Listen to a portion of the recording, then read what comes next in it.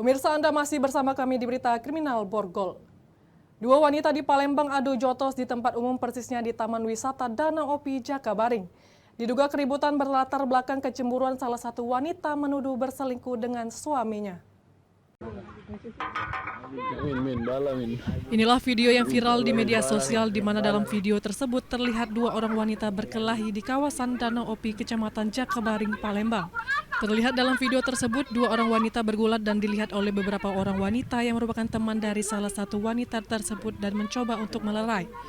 Menurut salah satu warga yang melerai keduanya, kalau keributan ini terjadi adanya kecemburuan oleh salah satu wanita yang melihat suaminya berselingkuh dengan wanita yang satunya. Dari keributan itu, keduanya mengalami luka lebam. Diketahui keduanya merupakan warga Jalan Amin Mulia, Kecamatan Jakabaring, Palembang. Korban berdua. Nah, si cewek itu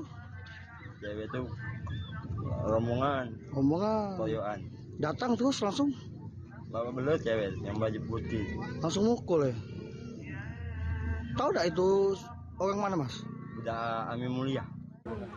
Untuk kejadian ini belum diketahui pasti apa motif dari keributan tersebut, hanya saja diduga sementara motif dari keributan itu adalah salah satu wanita tak terima suaminya berselingkuh dengan wanita satunya. Dari Palembang, Muhammad David, iNews melaporkan.